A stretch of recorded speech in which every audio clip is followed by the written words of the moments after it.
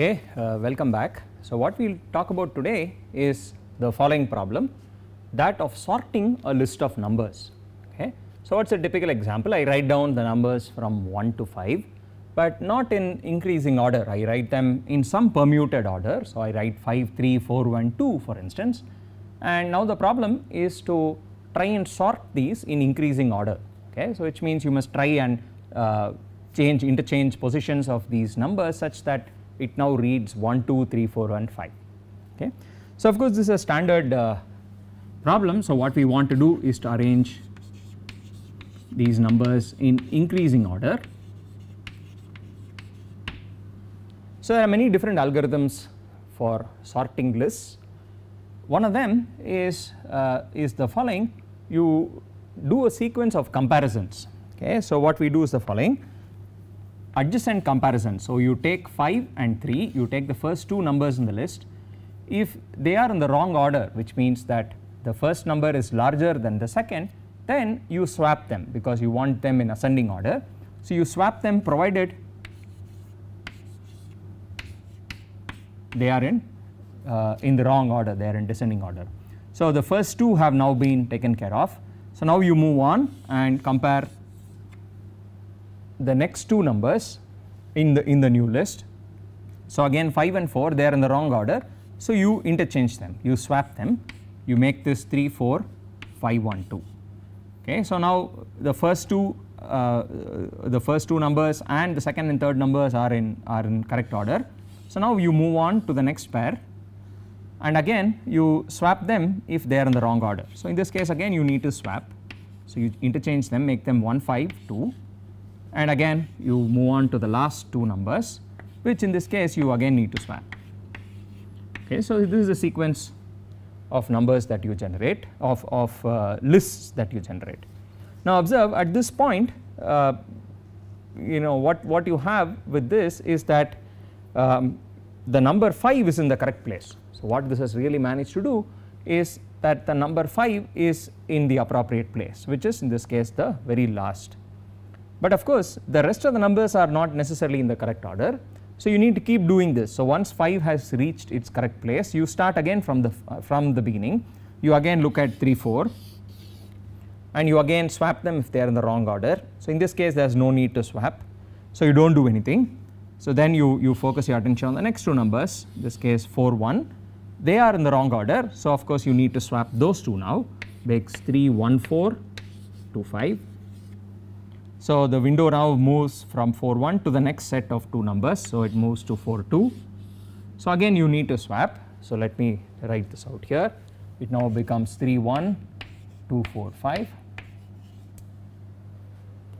and now you compare the last two numbers, and here you do not really need to swap because they are in the correct order.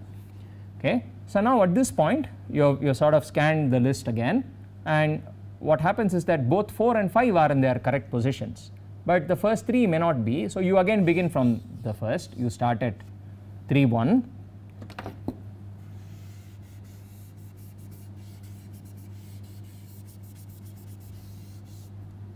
if they are in the wrong order you swap, so it becomes 1, 3, 2, 4, 5.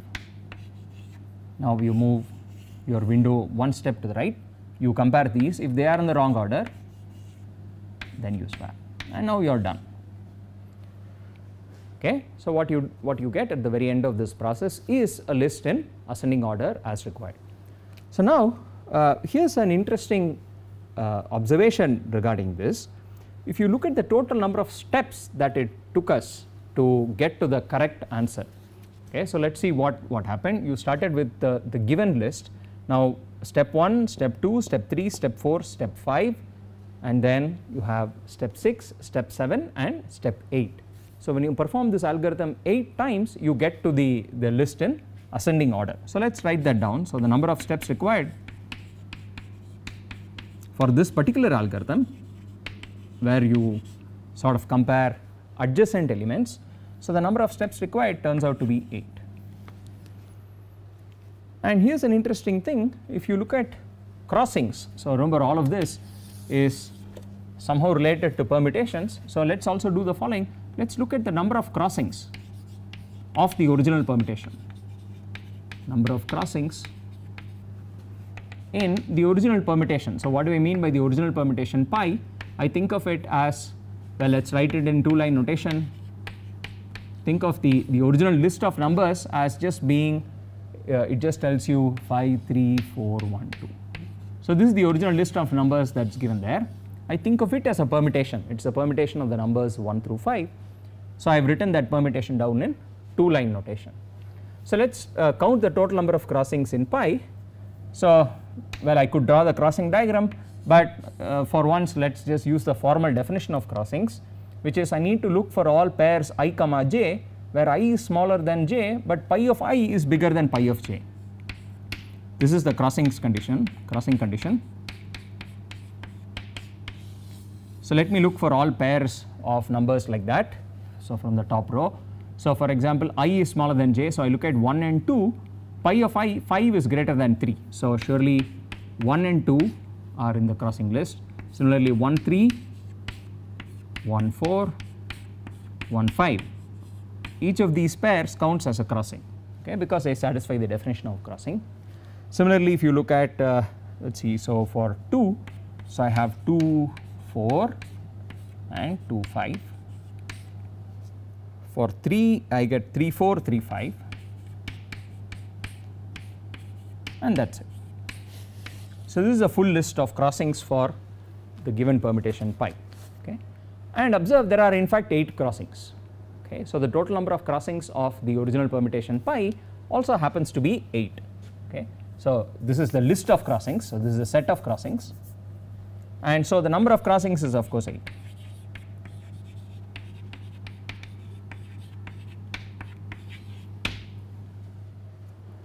Okay. So here's another, so and this turns out that it's not an accident, it's true in general.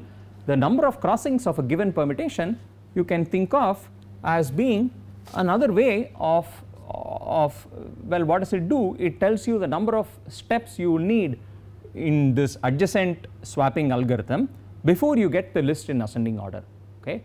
It's sort of a measure of how many steps you will need to keep doing this adjacent swappings before you finally get the correct the sequence in ascending order, okay.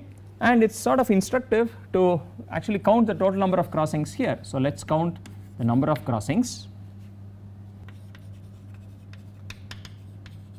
for each of these permutations, okay. The first permutation that we started out, I said, well, we just counted the number of crossings is 8. Now of course then I have done one step of the algorithm, and it's sort of interesting to ask, well, how many crossings are there here, okay. So here's the interesting answer. It turns out to be exactly 1 less than the original. Now once more you do this and you wonder how many crossings does this have? Well, it has 1 less. This has 1 less crossing, this has 1 less crossing, this has 3 crossings, this guy has 2, this has 1, and of course the permutation which is in increasing order has no crossings at all, because its crossing diagram will just map 1 to 1, 2 to 2, 3 to 3 and so on, okay. So here's the sort of another interesting aspect of crossings. When you perform this algorithm to sort a list, at each step of the algorithm what you end up doing is decreasing the number of crossings by 1, okay. So I'm sort of going to leave this checking as an exercise, but let's just draw the crossing diagram to see why when you go one step in this process you will decrease from 8 to 7, okay. So let's just do that, and the rest I will sort of leave for you.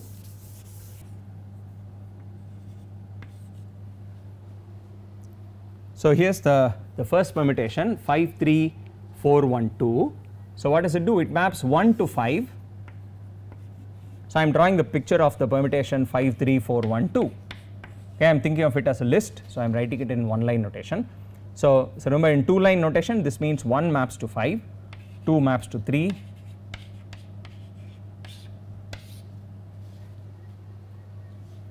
right. So this is basically the permutation.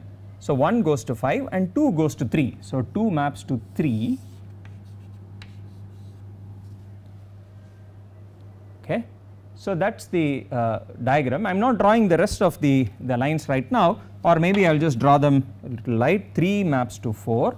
So I have 3 maps to 4, 4 maps to 1, and 5 maps to 2,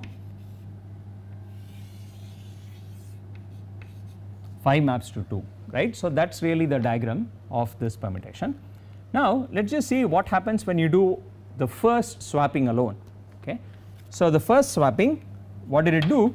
It interchanged the positions of the 5 and the 3 because it compared just the first two numbers. So, one step of this algorithm does the following: it interchanges 5 and 3, I get 3 5, and then I get the rest are unchanged, 4 1 2 are unchanged. So, this is 1 2. So, here is the permutation which you get after one step of the sorting algorithm. So, again it is really only the action is really here 1 and 2. So, 1 and 2. So, the rest really do not participate in the action. So, it is 3 4 and 5. So, let us see what does it do. Well, earlier you had 1 mapping to 5 and 2 mapping to 3, but now the roles are interchanged. What you have is 1 maps to 3 and 2 maps to 5. Okay. So, here is how we can construct this new diagram. So, I will do exactly what we had earlier. So, 1 maps to 5 and 2 maps to 3 was how the original permutation looked. Now, what we want to really do is sort of at the place where they cross, you sort of want to send them along the other directions. So, here is what I will do. So, remember I have a lot of flexibility in drawing these triangle diagrams. I do not need to draw them as straight lines. So, what I will do is I will just slightly move this point of intersection here. So, just where they intersect, let us erase this a little bit and curve these lines out in this way. Okay. So, what we have now done is 2 was initially being mapped to 3, but sort of at the point of intersection we just tweaked it a little bit and sent it off to 5 instead. Similarly, 1 which was mapping to 5, at the crossing point we sort of make it change its mind and go off to 3. Okay. So, what you really have is a diagram which looks like this. The triangle diagram, you have sort of split these, that point of intersection has now become two non-intersecting lines. Okay. So, now what you have done really is gotten rid of one crossing. The earlier crossing that you had where the line joining 1 5 and 2 3 crossed each other at that point, you have now resolved that crossing. You have now removed that crossing and instead have two non-crossing lines. Now, observe the rest of the picture really does not change. So, earlier I had 3 goes to 4. So, I will just draw it the same way. I draw the same picture, 3 to 4, 4 going to 1, we draw the same picture, 5 going to 2, we draw whatever we drew earlier, like this. And so, as far as the blue lines are concerned, the number of times the blue lines intersect the white lines, that does not change, because for all practical purposes the white lines are really the same as the old white lines. The only change is taking place in a small neighborhood around the intersection where there is just a slight modification in the two lines. So, the blue lines are not really going to see this, see the fact that there is something changed at the point of intersection, because they are going to be sufficiently far away. Okay. So, you should really think of this is sort of the correct way of thinking about what happens when you perform the sorting algorithm. You start with some crossing diagram and the lines for 1 and 2, the two adjacent fellows which you say swap, if there is a crossing, which means that the number in the first place, in this case of 5, is bigger than the number in the second place, which would lead to a crossing. If there is a crossing, what you do is you just remove that crossing by sort of doing the procedure that we just talked about. You just erase that point of crossing and then let these two lines become non-intersecting. When you do that, what you have really achieved is swapping those two numbers, because now you are going to map 1 to 3 and you are going to map 2 to 5. Okay. So, this is what happens at the level of crossing diagrams when you perform an adjacent swap, and the rest of the diagram is unchanged. Okay. So, it is clear enough that if the original number of crossings is 8 or whatever number it is, so here is the total number of crossings in the original diagram, after performing a one step swap, you have of course reduced the number of crossings by 1, right. And which crossing did you get rid of? Precisely the one where you did this maneuver, and so on. So, again what you do in the second step of the crossing algorithm is to look at 2 and 3 for instance, right. So, the line joining the one which emanates from 2 does in fact cross the line which emanates from 3. So what you want to do is, in the next step of the crossing algorithm is in the sorting algorithm, is to resolve this crossing. So at this point you will erase it and sort of make the top line go along the top and the bottom line go along the bottom, right? You would make them non-intersecting and so on.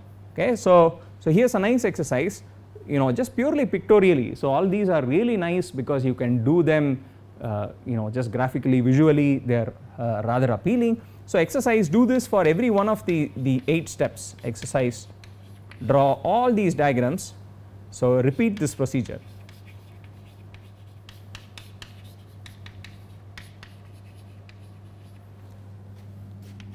So repeat this procedure to obtain all the crossing diagrams, all of all the steps. So all to obtain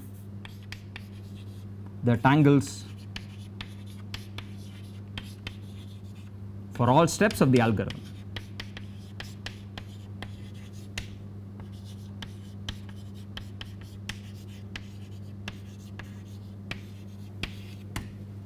Okay, and at every step doing the same thing, sort of erasing this and sort of making it go up and so on. So let me just do one more step. You just make this go this way, this go this way. Okay. So and keep doing this. So when you keep doing this at every step, finally it's sort of magical to see that when you keep doing this again and again, at the very end, what is it that you're going to get? You're going to get a tangle which sends 1 to 1, which sends 2 to 2, which sends 3 to 3 and so on. Okay. So you should sort of see how the various pieces arise. So for instance 1 to 1, right, what probably happens is you go down like this and you at some point you will slightly resolve this so that the 1 now goes up to a 1 like that, and a 2 goes to a 2 and so on and so forth. Okay.